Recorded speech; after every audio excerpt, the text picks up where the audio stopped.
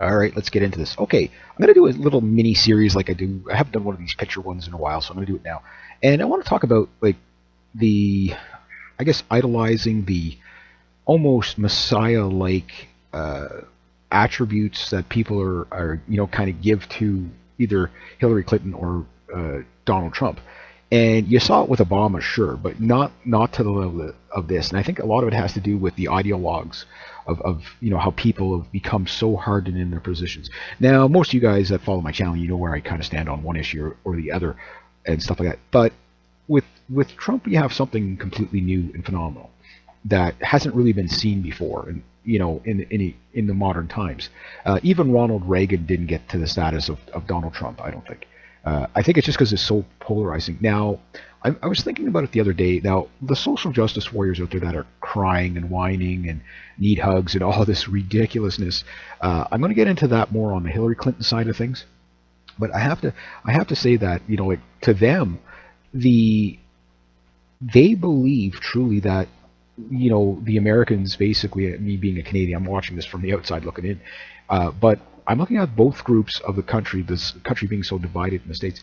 The Hillary supporters truly believe that they just elected Adolf Hitler or Joseph Stalin. I'm going to make more of a comparison to Joseph Stalin.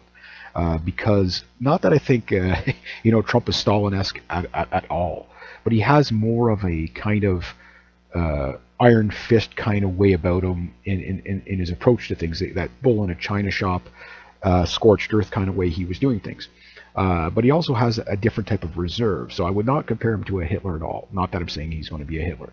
In fact, I think he's probably, if anything, you could probably, from his entrepreneurial side, say there's a lot of similarities between Trump and George Washington in some ways. Now, that said, is he a puppet? Who knows? Is he a plant? Who knows?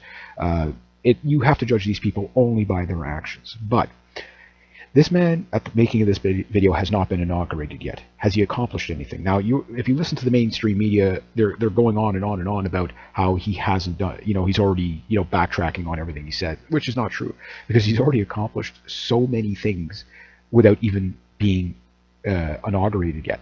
Like that, this is the thing that I need to point out, because the reason why people voted for him, and I'm not so much the people that were in his camp from day one that you really have to look at. It's the people that were on the other side, so to speak. For example, many of the voters that voted for Donald Trump, yeah, voted for Barack Obama in 2008. Many of them. So whenever you hear the mainstream media coming out saying that it was just the angry white vote and a protest vote and the racist low IQ white people and the working class uncollege educated. But then what does it say about colleges? I mean, if you look at the turmoil the colleges are going in right now, I think non-college educated people are actually way smarter than most of the college educated people.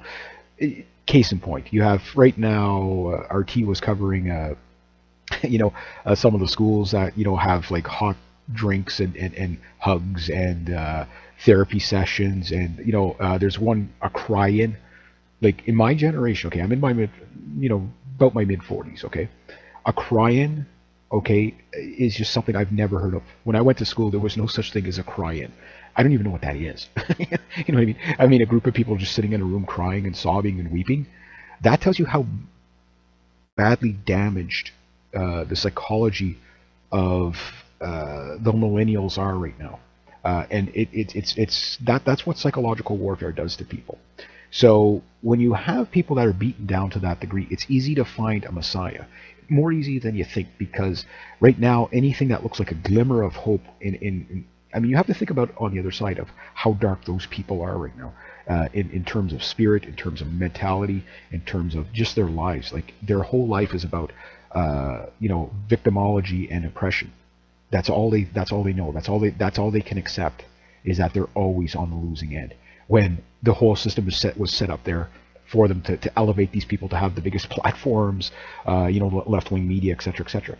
And the bizarre thing is, the people that fascinate me most in this election is the people that are hardcore Democrats that voted for Trump. And the other thing is it is literally the second shot fired around the world in revolution. Only it's been like a a peaceful revolution so far. Now, you have to understand, Trump is going to be held to a standard impossible to meet. He, and not so much by the other side.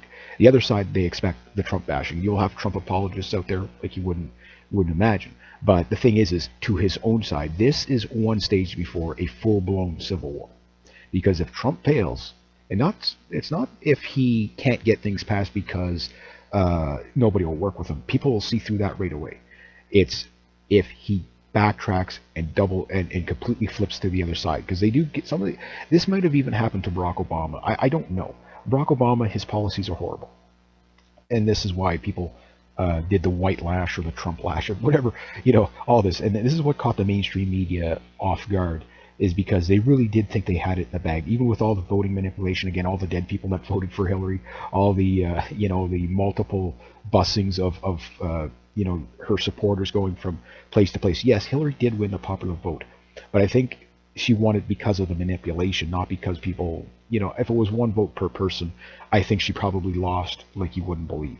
And I believe Trump probably officially would have won the popular vote in the landslide. There's no doubt about that. My case that I make here is very simple. Just look at the rallies. At a Trump rally, every rally was sold out. There were thousands of people outside the stadiums going around the block. People couldn't get in. This guy was basically elevated to rock star status. But why? That's the question. Why? Well, it's the same reason why so many leftists have switched. They got red-pilled by their own side. They realized how much hatred and bigotry and corruption was on the Democratic side. Oh, sorry about that. Stupid computer making noises on me. Now I need to go have a cry in. Great. But anyway, the thing is I'm hearing from Democrat after Democrat after Democrat after Democrat that they're coming to a realization that their own side is batshit crazy and brainwashed, and fair play isn't there. So these Democrats are now in a rock and a hard place, because now they have to re-question their whole value system. And one guy from England, I don't know what his name was, but he did one of those kind of like in studio rants, and he was like a hardcore Democrat, or what you would call Labour over in the UK. And what he was saying made total sense. He goes, my own side, basically, the left did this to themselves. They were the absolutists that got Trump elected. They basically, what they did is they harpooned their own thing. And I've even seen it on my own friends list do this, that it was our own side that did it. We should have listened to the other side rather than just call them racist, bigot, xenophobe, homophobe, thisophobe, thataphobe, whatever. Misogynist. So basically, the third wave feminism mantra and the LGBTQ mantra, which they use to try to demonize and then constantly, and the other guy said it well, and many people have pointed this, constantly pointing out, okay, you keep calling white people stupid, you keep calling them evil, you keep calling them low IQ voters or single issue voters. And then you wonder why they voted the other way. Of course, there was going to be a protest vote on that. Now, again, the people who are already in Trump's camp from day one, that doesn't matter, because those people you wouldn't have swayed. But it's all the other people that jumped ship on Hillary Clinton. That is probably the biggest ship jump in history. Women, 53% of white women actually voted for Trump. 53%. Now, this is a very significant thing, because you have to keep in mind that women typically vote left. Pick a country, any country. If you have more female voters than male voters, you're going to have a leftist country, guaranteed, because women tend to vote more frequently, and they do tend to vote left. They tend to vote for socialism. That's just the historical norm. Now you've got a bit of an anomaly here. You've got a man that is as anti-feminist and as civic nationalist as possible. I would say he's civic nationalist light, but he's still civic nationalist, meaning he's going to put the country first. Excuse me for a second. Sorry, gotta sneeze. I don't want to sneeze in the mic. I hate that when that happens. And you've got complete 180 from the mainstream, which is political correctness, demonizing, shaming, always negative. And Trump, if you like, I listen to, and I put like a lot of hours into my videos. In research, maybe not so much in the making of them. They're usually one-take wonders. But one thing I do is I try to make sure that I'm trying to be as non-biased on any issue as possible. And the only way you can do that, and you're always going to have biases, one way or another. That's going to happen. But to be fair, Biases are okay as long as you're fair, because then you're making an argument from one side or the other. But the only way you can do that is with information. So I watched hours of Trump speak. I've watched hours of Hillary Clinton speak, and you guys know what I feel about Hillary Clinton. I do not like the woman at all. She is beyond corrupt. Is there women out there that are capable of being a president or a prime minister of a country? Sure. I mean, we had what's called Kim Campbell up here in Canada. Complete, utter disaster. Why? That's what work equity gets you, or what you would call affirmative action in the States. Margaret Thatcher over in the UK, love her or hate her, she was fairly competent in what she did. Is it the Philippines? Not the Philippines. Sorry. Which Asian country is it right now? Anyway, there's this president. She's been a president for, I don't know, probably 20 years now or something like that, because the people love her so much. That type of thing. It's one of the Asian countries. It's not Malaysia. It's I don't think it's Hong Kong. Anyway, I can't remember, but anyway, she's been in the news quite a bit, and she's up for election again. And the thing is if you're competent, people will like you, and they not only will they like you, but they will see your attributes of competency, and they'll vote for you. So Trump, where does he start the Trump train? Let's start with and what got people on board right away. Well, number one, you have a businessman that's not a career politician, unlike Hillary Clinton. So Hillary Clinton in politics for over 30 years. As a career, this woman has not driven her own car in probably about 30 years. She's been driven everywhere, takes planes everywhere. Just a complete career politician. The thing about Trump, they went after him right away. Oh, this man declared bankruptcy at one point, but he's a billionaire. This guy took $1 million and turned it into billions. So he's a successful man. What does the left, when it comes to men particularly? Oh, toxic masculinity. Oh, men are stupid. Oh, men are, repressors. Men are evil. Men are bad. Men are abusers. So right now, it's always negative. Men are, anything a man can do, a woman can do better on a skateboard on heels on a Sunday. So that's what they already labeled us. He's a misogynist. He's a bigot. He's this. But on the other side, they're already on board. Why? It's like, hey, this guy's successful. This guy's a businessman. He knows how to negotiate. That's an attribute, a positive attribute. So the other side pushes negativity. His side pushes positivity. People draw in a little bit more to his side.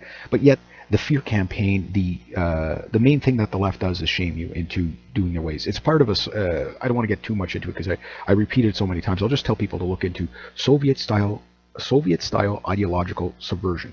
And once you understand how a subversion program works, you'll understand how the left works. They also use the rules for radicals of Saul Alinsky, as well as the Hegelian dialectic problem, reaction, solution. Government creates problem, people react to it, and government proposes a solution like they had it all. Like propose it as you guys wanted this all along, but really it's what they wanted all along. But they can only do this by guilting people into, or shaming people. I mean, the shame vote don't work. It'll work on some of the people in the beginning, but after a while, it doesn't work. So Donald Trump comes into the scene like a bull in a china shop. He's loud, he's aggressive, he's assertive, he's standing his ground, he looks confident. Competent versus confident is a different, you guys could argue that amongst yourself, but he comes in that, so people more gravitate towards him. And then they start to listen to his platform. His platforms, yes, the guy doesn't work off a script, so he kind of says whatever he says. The guy has no filter, he just says whatever he says. He comes off as genuine and honest, rather than, oh, well, you shouldn't listen to him because he might hurt somebody's feelings, or remember, he's a racist, bigot, misogynist, whatever. So the rhetoric on the left never changes. It's just demonize. So it never changes. But Trump, it's like, okay, the people that were on Hillary's side in the beginning, well, Trump says, well, yeah, you can call me this and that, but her husband did, you can call me, you can accuse me of something, which, again, and this is one thing that a lot of lefties picked up on too, was the accusations against Trump, almost all of them found it to be false. And again, I'm not being a Trump apologist here. I'm saying the woman that said she was groped at a concert that never happened, when people found that out, it's like, my own side lied. You've been betrayed by your own. So what do? They go over to the Trump side, okay? They don't like everything Trump has to offer, but they're seeing the corruption of their own side. They're seeing the ideologues of their own side and seeing how crazy it is. They see the vote rigging. You know, since 1957, Democrats have been bussing people around to vote in masses to try to steal elections. They definitely tried to steal this election. There was no doubt about that. But the problem is that they couldn't do it. Even like again, if everybody just voted the way they were supposed to vote, one vote each, rather than, you know, like, I mean, there were so many admissions of voter fraud, plus there's video footage out there of the voter fraud, people pressing Donald Trump, and the vote goes to Hillary Clinton. I don't know how many tens of thousands of votes went to Clinton when people were truly trying to vote for Trump. So when people start seeing this stuff, especially in the early voting, it's like, oh my God, my own side again is going against my core value beliefs of democracy. Okay, yes, we don't want this man to win, but we want him to lose fairly. So again, they start to have doubts on their own side. Where are they going to go? They're going to go over to the other side. And then they start to listen to Trump. It's like, okay, well, you know, the devil you know is better than the devil you don't know. Best thing you can do is listen to the other side, see what they have to offer. So you listen to Hillary Clinton's platform. Okay, it's the status quo, the same old, same old. You know, anybody that disagrees with it is a racist, bigot, deplorable. I mean, when you call, I don't care what kind of a politician you are, you cannot call even the people that you disagree with that are not voting for you, you cannot call them deplorable. You just cannot do that, because that really puts an us versus them mentality, which swings people, which solidifies his base. Like they're all in now, hook, line, and sinker. And one thing you will notice about every Trump supporter you talk to from the beginning, where they were supporters of him from the beginning, they'll all say the same thing. I don't like everything he has to offer, but there's a lot of good things he's offering, and he's definitely better than Hillary. He's not as corrupt. He doesn't. I mean, this man used his own money out of his pocket. Yes, he took donations from, like, you know, private people, but he didn't take it from any of the lobby groups, and he didn't get it from the government. So he shows that he's fiscally responsible, where Hillary Clinton, you know, billions and billions of dollars this woman wastes in 30 years. And then Donald Trump, he has you could say, the Trump card, with Hillary has to defend her position as a career politician. Donald Trump's new. He doesn't have anything to defend yet. All he has to do is ridicule. So Donald Trump uses, I forget exactly how many rules for the rules of radical, but he actually used, and the irony here is something spectacular when you think about it. He uses Saul Alinsky's rules for radical against Hillary Clinton, who was a protege of Saul Alinsky. So you think they would have seen this coming, but he took them outside their experience like you wouldn't believe. So again, I won't get too much into that, but if you understand the manipulation of Saul Alinsky, the community organizers and agitators, and how to do agitation. That's where it comes from. You do the agitation to use it in conjunction with your Soviet-style ideological subversion. That's because it's the Soviets that kind of came up with it. That's why we call it that. But it's a plan that government has been using on people in almost every country forever. It's a plan that works. They can basically socially engineer people to do what. And one of the things that the Trump train has done is it basically ran right over the top of social engineering. First off, by attacking political correctness. So this is a major win for Western civilization, to be able to speak your mind with no filter. So this is what Trump does. Now that creates a lot of division. Yes, that is true. But it's basically the emperor has no clothes now. There's no such thing as a taboo. Sticks and stones may break my bones, but names will never hurt me is now the order of the day. So it means if you don't want to, put on the big boy pants and have a real discussion, go home. You know what I mean? And this is what we're seeing with all this mental breakdown of the socially engineered, particularly the millennials.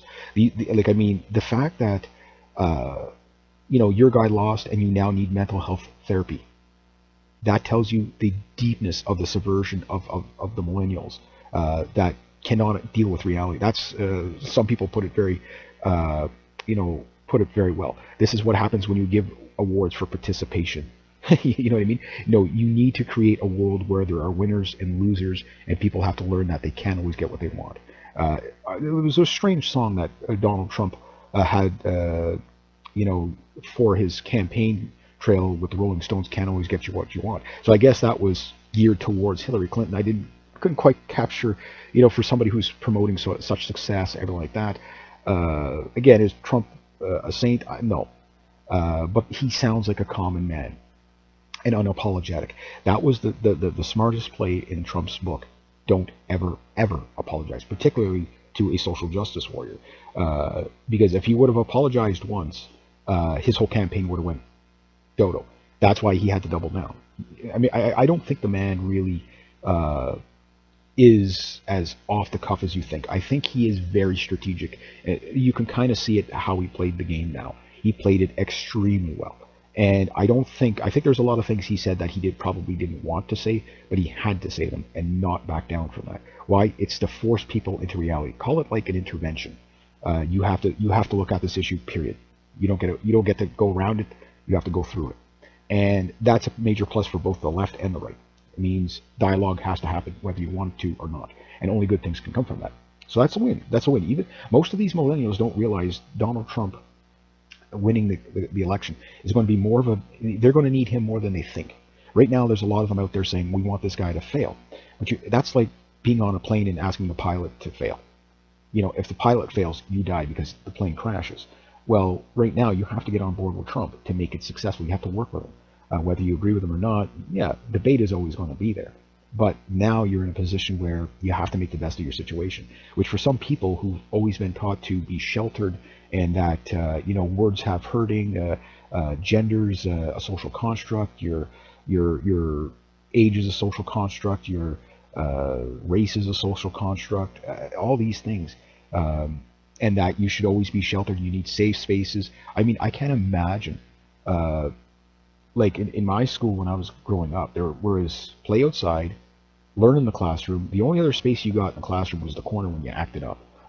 You go sit in the corner, put the dunce cap on. It's like I knew every corner in the room. Sometimes there'd be about 4 of us young lads.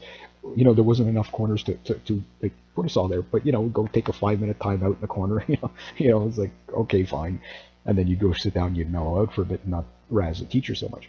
But that's about as I don't know what you can't compare the education system today to what I went to school with at all. Like it just I only wonder how bad is the damage on these people. I mean, some of these people in the Hillary camp are ready to commit suicide over losing. They've been told no probably for the first time in their life. I think this goes more to showing how bad the parenting has gotten. I'm not blaming all parents, but it's obvious that over-liberalization leads to progressiveness, which is the new cultural Marxist, aka communist, is now moving to the Trotskyist. And you can see it in these not my president protests. These are people that don't even like themselves, let alone their own country. Trump promotes his own country. America, USA. You just listen to the Trump rallies. Think about it not so much whether you like him or not, but from a psychological point of view, the positivity of his rallies was unbelievable. I mean, again, basically propagandizing his people, while Hillary Clinton is telling you what you don't have because you're repressed and because the middle class is taking advantage of you, particularly white males, and the 1% is taking advantage of you, whatever. Donald Trump's telling you, oh no, we're going to make it great again. Think like the slogan, so simple but so effective. We're going to make America great again. Some people would argue, well, no, America was already great. There's move along, nothing to see here. But they missed the point. Make America great again. What is in that? Well, if you make anything great again, it means you're talking about improvement. It's a positive. Saying, no, status quo is good the way it is. Nothing to see here, move along. We're already great. That's as good as you're going to ever get. Now, to people who are working class poor, you've just given them hope. Now, hope is a dangerous thing. It's a very dangerous tool because this is where the accountability comes in. When you give hope to all these people, it's a different form of welfare. Instead of financial or whatever, it is a psychological form of welfare. You're giving these people something that they can attach to, that there's going to be a purpose to this, that there's going to be something better on the other side. And if you pull that hope away, meaning Donald Trump flipping to the other side, this will disenfranchise the people to insane anger. Because, like in 2008, yes, there was a lot of very upset right-wingers when Barack Obama won.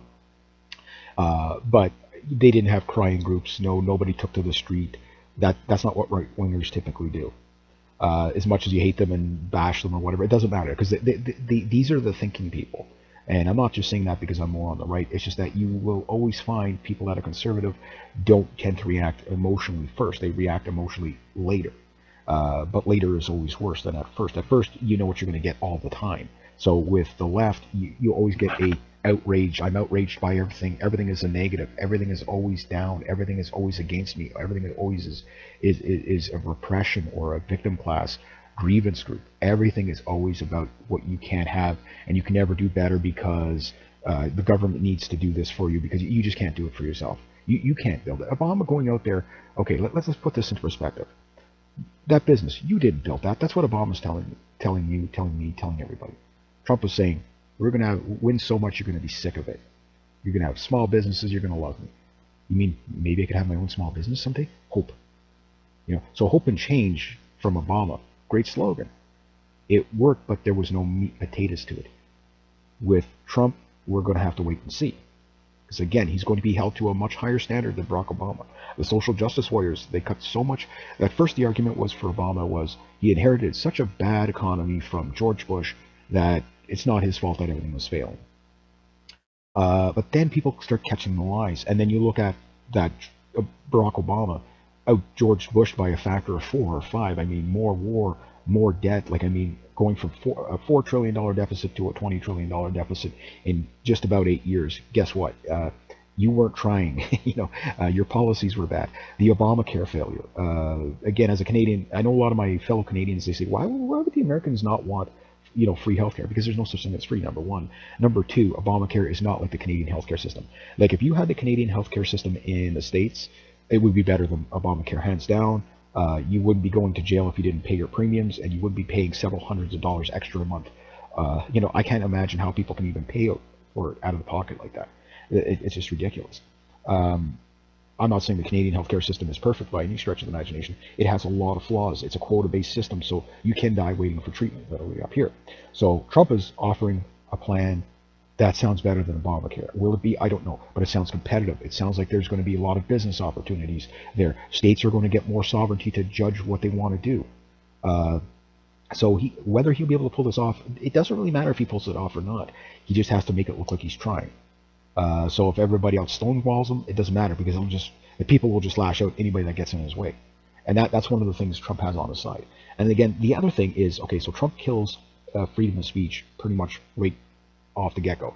So the demonization and making you apologize tactic against Trump did not work, which threw the media into full tailspin and full damage control, meaning we can't get this guy to apologize, we have to demonize him. So the media puts out an open, and this was openly documented, I mean, you watched it on the mainstream media, where they said if you have information, dirt on Trump, we'll pay you money. So it becomes not only a hit campaign, smear campaign, and all these hit pieces against Trump, which again, people on the left saying, okay, well, yeah, sure, I don't like the guy, but I'm more interested in protesting his policies rather than trying to find out how bad he is. So Trump hits back. What does he hit back with? Well, you hit him with a slap, he smacks you in the face with a sledgehammer. Well, Hillary Clinton is a criminal for look what she's did with the Haiti Fund, the pay to play, all these people that were supposed to testify on the emails end up dying just before the election and just before the days before they got to testify. The pedophile rings, the email scandals, Benghazi, this policy, that policy, and like Trump would say several times, you've had 30 years. All the stuff you're complaining about now, the rich 1%, you've had 30 years to change these policies. You haven't done a single thing for the country. And Hillary Clinton's track record really isn't that good at all. No matter how much you like her, she is really, you have to practice cognitive dissonance in order to support her. She is an evil, evil, evil person. Now, what I'm surprised, I don't know how many votes Jill Stein got, but Jill Stein was really, for all the Bernie Sanders supporters, I don't know why they didn't just go for her, because her policies were pretty much identical to Bernie Sanders, and if anything, even more leftist. So you would think people would have just said, okay, well, we're not going to take Hillary, we're just going to put Jill Stein right at the front. But why didn't that happen? Well, another thing happened. With Trump, okay, he harpooned the GOP. So basically he destroyed the two-party system. This is a major win. And with Trump so far, this man has not been inaugurated yet. But this, just to give you a little list, he kills political correctness, shows the mainstream media for how corrupt they are and how biased they are, shows how corrupt Hillary Clinton is, breaks up the Clinton Bush dynasty. Jeb Bush didn't. He destroyed Jeb Bush. He called him as entertaining as a doorknob or something, or the personality of a doorknob. He harpoons the GOP and the Democratic Party. Okay, he completely torpedoes those. Those parties will never recover from this. Okay. He's basically killed the Trans-Pacific Trade Partnership dead in the water from the American side. I'm pretty sure up here in Canada, they'll try to revive it as much as possible. But without the States, that thing isn't really going to go anywhere. He kills CETA, SOPA, PIPA, IP, TTIP, all these big trade deals, NAFTA, all these things, all is a complete destroying of globalization. Will he be able to pull it off? I don't know. But he has bought time. He has basically bought time. And on top of that, he's already showing diplomacy outside the United States. He's already kind of slightly communicating with the Russians, meaning where Hillary Clinton talking about a no-fly zone, and anybody who understands what a no-fly zone is, you fly, you die. Talking about a no-fly zone with the Russian Federation in Syria, which means thermonuclear war in the long run. That's the short of it. It would bring us to the brink of war with Russia.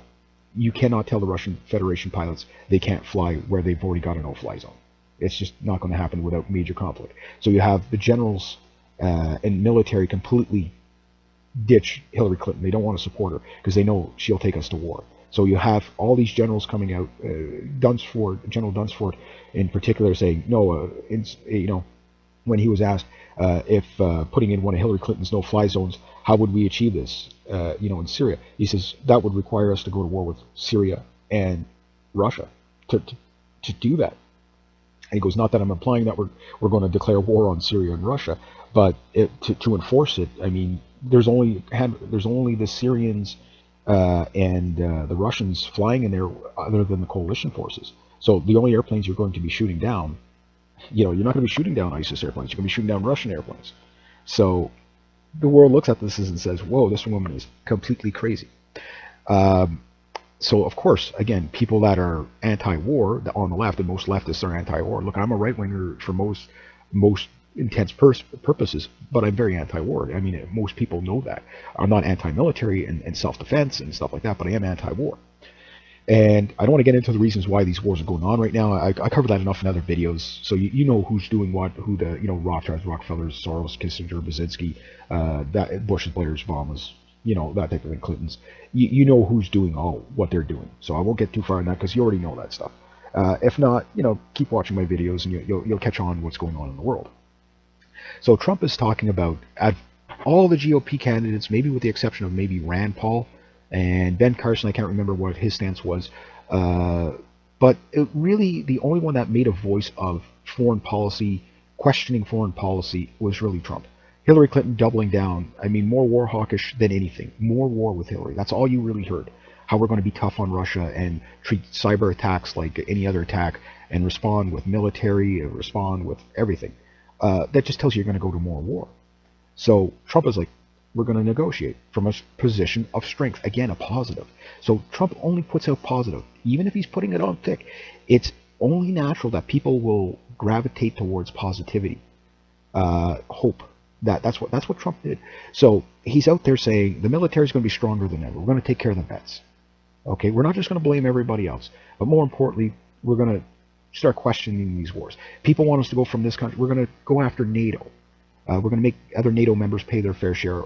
We're not going to take the brunt of it anymore. So now you're talking fiscal policy and foreign policy at the same time that takes the Americans out of the policing the world kind of thing. A lot of leftists are going. I still say Trump he's not a hardcore right-winger at all. I think he's more, if you could really pin him to anything, he's a neoclassical liberal in a lot of ways. Now, some people are going to freak out on that moment. It depends on the issue, yes. But he's very centered on most of his positions. Just the problem is like if Donald Trump was running for campaign, say, in 1996, for example, his positions probably wouldn't come off too radical. If he was running for that in 1986, he would probably be considered a flaming liberal. He probably would be, because again, I'm at that age where I've seen a lot of politicians come and go from all sides, from Canada to the United States and stuff like that. And those positions, the goalposts have moved. where what a liberal used to be is now a progressive. A progressive is now a communist. A communist is now God knows what the hell they are. You know, like they just go from Marxist, and after Marxist they just want everybody dead in a ditch somewhere. So everything has kind of moved back a bit. So everything has shifted kind of like one to the left. So when you're talking about moderation in in 1986, it's now considered radical because of the social engineering of people to reject all that. So we went from a sovereign country in the 1980s, 1970s, 1980s, and started moving into globalistic countries.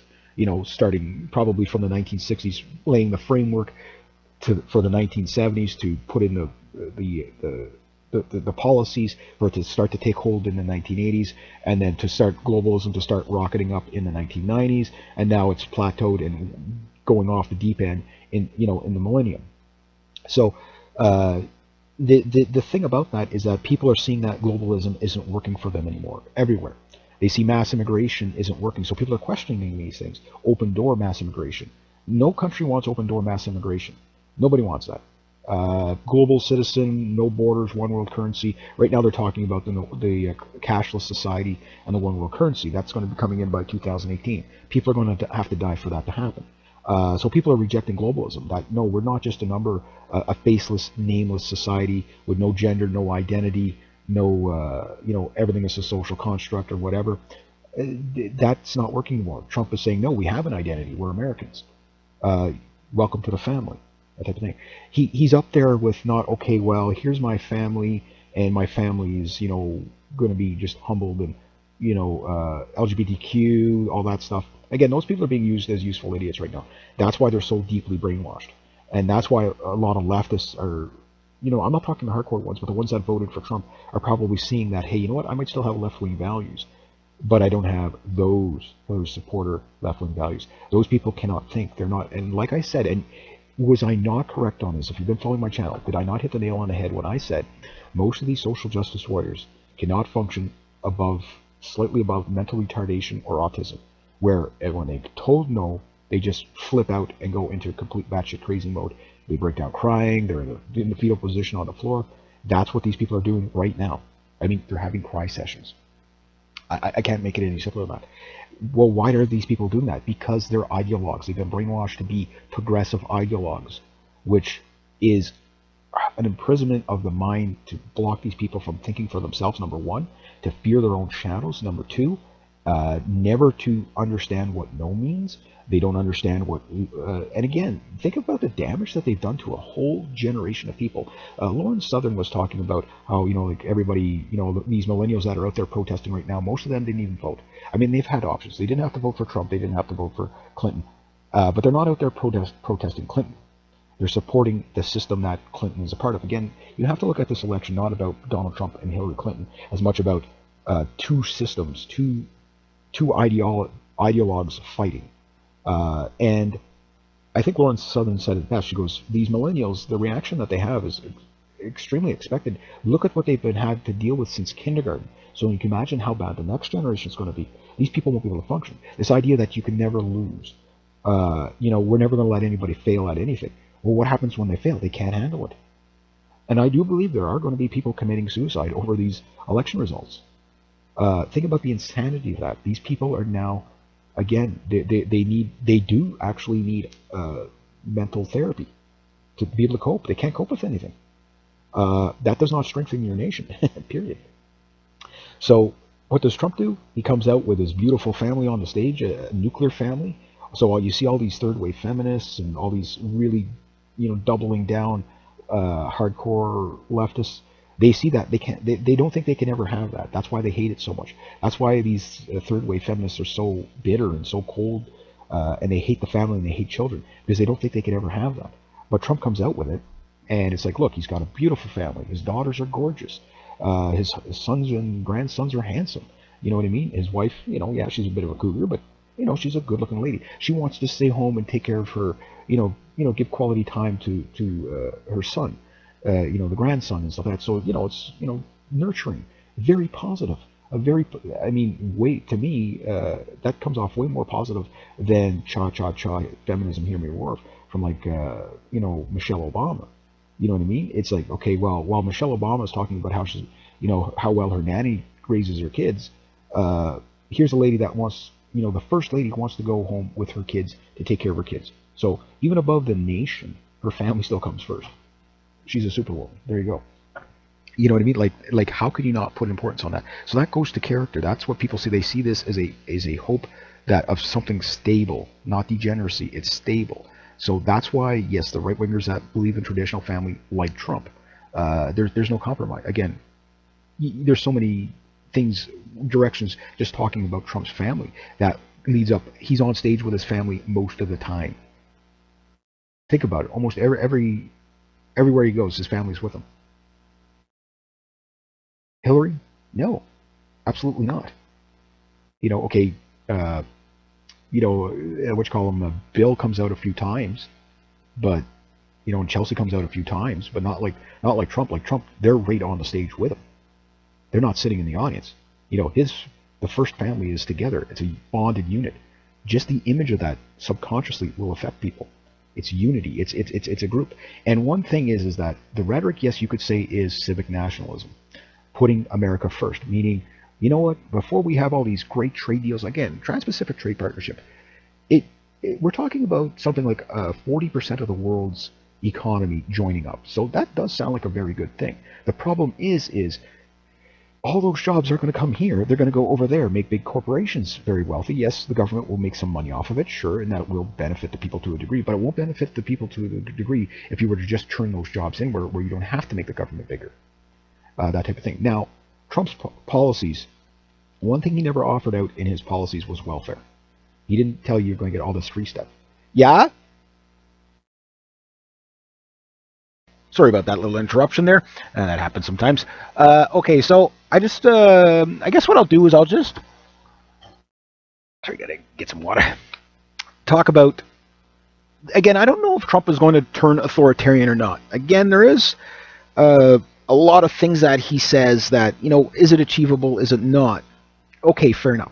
But the reason why a lot of what you would call alt-righters and conservatives see Trump as such a win, not only in the United States but globally, is that it is a anti-establishment, take down the system, from a type of thing that wasn't working for most people. And again, I believe Trump won the popular vote with a landslide, just because of, again, if you look at the rallies, the Clinton rallies, they had to cancel a few because not enough people showed up. The Trump rallies, you couldn't get enough people in there. With the vote manipulation, yes, Hillary Clinton got the popular vote. So in that case, I was right when I said Hillary Clinton would win, but I figured she would have won it all because of the media campaigning for her, the big bankers throwing billions and billions of dollars, the interest groups throwing billions and billions of dollars, the FBI running defense for her, the Department of Justice running defense for this woman for years. So right now, with Trump in there, there's a lot of people that are out there saying, oh, well, he's not going to be so bad. Oh, well, we apologize for being, all these people that are backtracking. There's going to be, if this man is exactly who he says he is, there's going to be a ton of people losing their jobs and many going to jail if he actually does. And this is, again, where accountability comes in, where Trump is going to be held to an impossibly high standard by his own side, meaning you do what you said you were going to do or we're going to lynch you. Now, to some of you out there saying, yeah, good, lynch him because I hate Trump. Well, you have to understand, these are the right-wingers that everybody's talking about, that they're worried about, the ones with the guns, that, they're worried about a revolution in the country. These are the people that will, when they snap, they won't be going to cry sessions. They will be going to a civil war. And I'm not calling for any violence, but you can see the stuff brewing. It's how it psychologically will play out. So Trump is on a pedestal beyond belief. But has he accomplished anything already? Well, right already, the media is still already going with well, he's had to backtrack on this. He's softening his position. He's not inaugurated yet, but he's already accomplished quite a bit. And we'll just recap. Number one, he exposes political correctness for the lunacy that it is, meaning it's now a bull in a china shop. Say your piece, sticks and stones, break my bones, names will never hurt me, call me racist, bigot, misogynist, talk down to me as much as you want. You're not giving me an argument, you're just giving me hatred. And that's what most of the people that voted for Trump were, again, when you keep telling, many liberals came to the conclusion that their side drove people to Trump, including their own. That's why Hispanics and blacks voted for Trump more than any other Republican in history. I do agree with Ron Paul that Trump might have authoritarian tendencies. There's no doubt about that, but we'll have to wait and see what they're going to be. The Trans-Pacific Trade Partnership, that one pretty much is dead in the water. That pretty much got killed in the Congress the other day, or in the Senate. I can't remember which where, but they're pretty much saying, well, we can't really go anywhere with this thing now. If Trump said, if it's a bad deal for the states, they're not going to do it. You're not going to do these big deals anymore. It's going to be one at a time. So there's that. Now on top of that, NAFTA will be renegotiated. Now it's going to be tough for us up here in Canada because we're still a globalist. Do everything the United Nations wants. That's all that's going on up here in Canada. Is every law coming into Canada right now is Agenda 2030, United Nations, or the Trans-Pacific Trade Partnership. That's all they're talking about in Canada right now in the parliaments. So we're still under that system, but Trump is breaking away from that system. So that's going to create the so-called white lash around the world, where you see all these far-right groups that are getting, they just got a charge of fire in their veins to keep fighting because, hey, we might just win once in a while. Because for years and years, for at least 8 years, you've had the conservative brand pretty much losing, Obama, that type of thing. And then, of course, with the migrant crisis, which, again, gets blamed on the bad wars of Obama, but it really goes deeper than that. I won't get into that too much. You can follow that on the World War III stuff. Those videos, that'll explain why we're at war and stuff like that. So he does that. He's got a positive energy about him, whether you like him or not. Again, I've watched hours of this man speak. He's a good speaker. He does seem to be a strong figurehead. This man looks like it's not even whether he's competent or not. It's the illusion or the perception that he's the Superman. So in a way, he's a lot like Putin. But I think he's got a closer. If you look at how Joseph Stalin, although a bit of a revolutionary, he inspired people to get people on his side too. So I see more links between Joseph Stalin and Trump. Not in that I think Trump will turn into a genocidal maniac, but you never know. But I see that like the kind of the stepping stones came in on revolution kind of the same way, where people were sick and tired of being sick and tired, and a savior came along. And that's where the ideologues come in, which ideologues, whether on the left or the right, can be very dangerous. So we have to look at it for what it is and how it's come to be.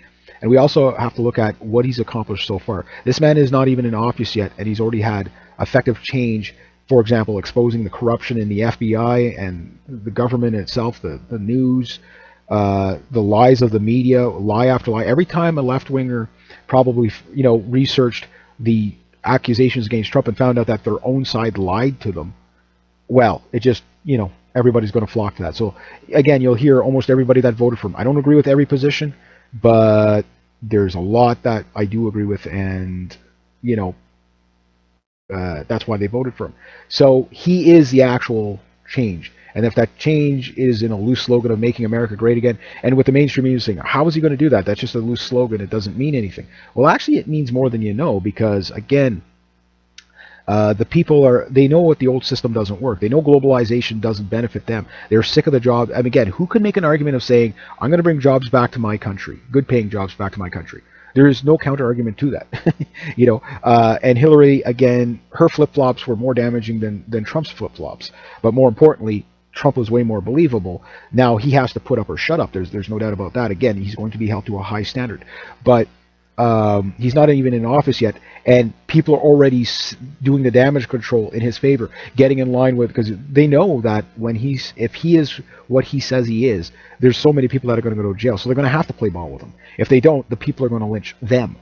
They're already on the brink of a civil race war, that type of thing going on right now, which I do believe under Trump it won't last for as long as you think. Yes, because you got guys like George Soros funding, Black Lives Matter and all that, but all that stuff gets exposed under Trump. He's already, I think he's still his best hands I don't think he's played his first hand of, if you were to put it as a poker game, I don't think he's played his first round yet. I don't think he's showed his hand yet. We don't really know. This is uncharted waters. We don't really truly know what capabilities Trump has. We don't really know who he's going to get put into position. His stance on the Supreme Court justices, people who believe in the Constitution, who believe in the states. Again, a unifying thing. People that are not going to give into global, Rockefeller, Rothschild, United Nations stuff. Again, we'll wait to see. I don't think you're going to get all wins with Trump, but so far, I'll just leave it with this. Trump coming out and saying, we're going to win so much you're going to get sick of it. Well, right away, like again, if you've been following just the stuff that's already happening in the favor of the people, it's already a win. Watching the left completely melt down and destroy itself. Yes, I feel bad for the people that are caught up in that, but they will be better for it in the long run when they learn to stand on their own 2 feet, and that Hillary was never on their side all along. Just breaking up these paradigms of Clintons and Bushes, the bad media system, exposing the banks. I mean, all that stuff. Again, we don't know where it's going to play out too. It's going to get rough before it gets better. Yes, we will have an economic collapse under Donald Trump. That will be probably his first crisis. I think the second crisis might be Iran. Yes, there is things that I do worry about Trump on, but I think going to war with Iran is not the same as going to war with Russia. And one of the biggest things, again, you find me one time in the past 8 to 10 years where Vladimir Putin or a Russian Federation prime minister or president has come out and said, we look forward to working with the Americans on improving relations. Putin came out and did this on the first. The two most powerful men in the world are deciding to talk to each other rather than stonewall each other like under Obama, pushing us closer to a war. And Hillary Clinton, no doubtably, under her rhetoric, we would definitely be at a direct war with Russia. Russia knows this. And now Putin has already offered his hand to Trump, saying, we're willing, we know it's going to be difficult, but we're willing to work together. If there's any one of reason to have voted for Trump, the possibility of the hope that we won't get into a war with Russia or China, particularly Russia, it was worth it. Now, if everything else fails, we still won this far. So anyway, I'll leave it at that. So if you like this kind of content, please consider making a donation to the channel. Links down below. Thank you so much to everybody who has. Next up, rate, subscribe, share, comment, like. Be true to yourself, be true to others. Always do the right thing, and have yourselves a great day.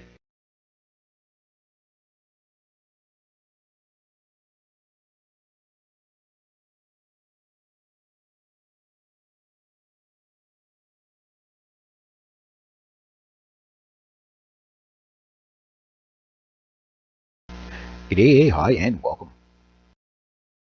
All right, let's get into this. Okay, I'm going to do a little mini series like I do. I haven't done one of these picture ones in a while, so I'm going to do it now.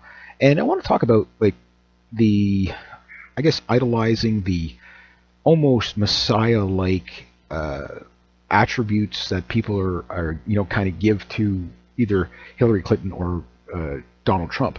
And you saw it with Obama, sure, but not to the level of this. And I think a lot of it has to do with the ideologues of how people have become so hardened in their positions. Now, most of you guys that follow my channel, you know where I kind of stand on one issue or the other and stuff like that. But with Trump, you have something completely new and phenomenal that hasn't really been seen before, and in the modern times.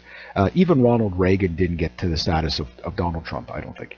I think it's just because it's so polarizing. Now, I was thinking about it the other day. Now, the social justice warriors out there that are crying and whining and need hugs and all this ridiculousness, I'm going to get into that more on the Hillary Clinton side of things. But I have to say that like to them, they believe truly that the Americans, basically, me being a Canadian, I'm watching this from the outside looking in, but I'm looking at both groups of the country, this country being so divided in the States.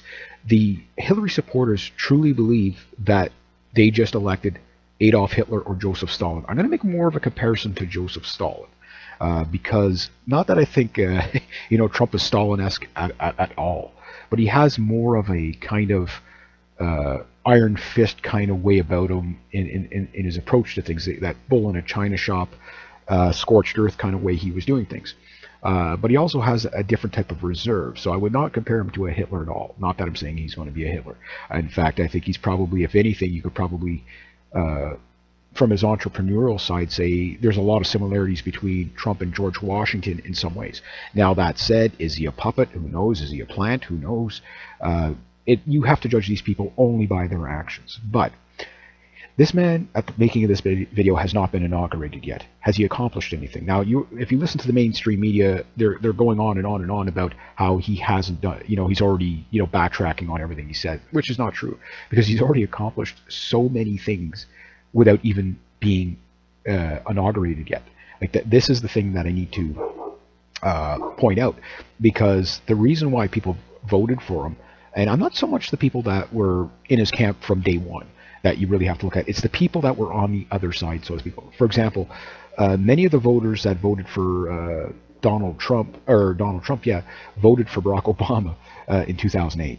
Many of them.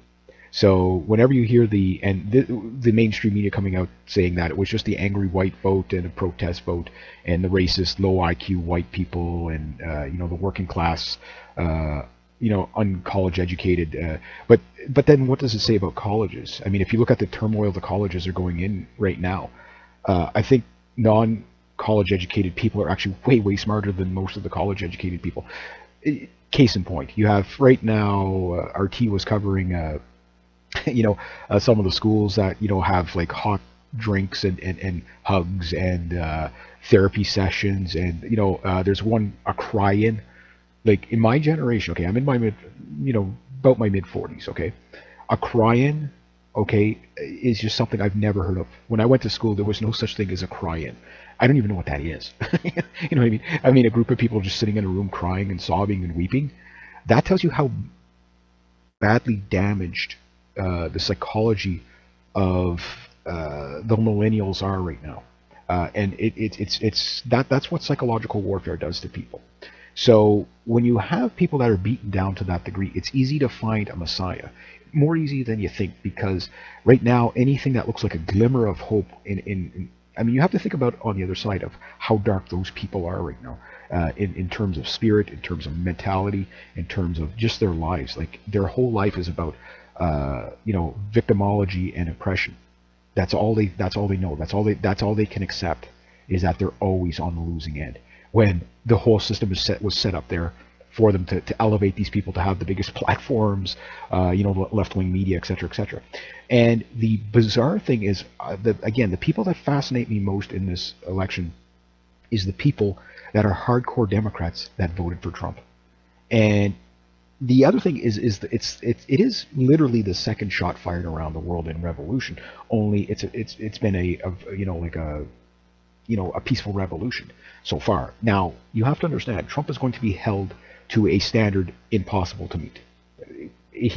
And not so much by the other side. The other side, they expect the Trump bashing. You'll have Trump apologists out there like you wouldn't imagine. But the thing is to his own side, this is one stage before a full-blown civil war. Because if Trump fails, and it's not if he can't get things passed because nobody will work with him. People will see through that right away. It's if he backtracks and and completely flips to the other side, because they do get some of the, this might have even happened to Barack Obama. I don't know. Barack Obama, his policies are horrible, and this is why people did the white lash or the Trump lash or whatever, all this. And this is what caught the mainstream media off guard, is because they really did think they had it in the bag, even with all the voting manipulation. Again, all the dead people that voted for Hillary, all the the multiple busings of her supporters going from place to place. Yes, Hillary did win the popular vote, but I think she won it because of the manipulation, not because people, if it was one vote per person, I think she probably lost like you wouldn't believe. And I believe Trump probably officially would have won the popular vote in the landslide. There's no doubt about that. My case that I make here is very simple. Just look at the rallies. At a Trump rally, every rally was sold out. There were thousands of people outside the stadiums going around the block. People couldn't get in. This guy was basically elevated to rock star status. But why? That's the question. Why? Well, it's the same reason why so many leftists have switched. They got red-pilled by their own side. They realized how much hatred and bigotry and corruption was on the Democratic side. Oh, sorry about that. Stupid computer making noises on me. Now I need to go have a cry-in. Great. But anyway, the thing is I'm hearing from Democrat after Democrat after Democrat after Democrat that they're coming to a realization that their own side is batshit crazy and brainwashed, and fair play isn't there. So these Democrats are now in a rock and a hard place, because now they have to re-question their whole value system. And one guy from England, I don't know what his name was, but he did one of those kind of like in studio rants, and he was like a hardcore Democrat, or what you would call Labour over in the UK. And what he was saying made total sense. He goes, my own side, basically, the left did this to themselves. They were the absolutists that got Trump elected. They basically, what they did is they harpooned their own thing. And I've heard I've even seen it on my own own friends, let's do this, that. It was our own side that did it. We should have listened to the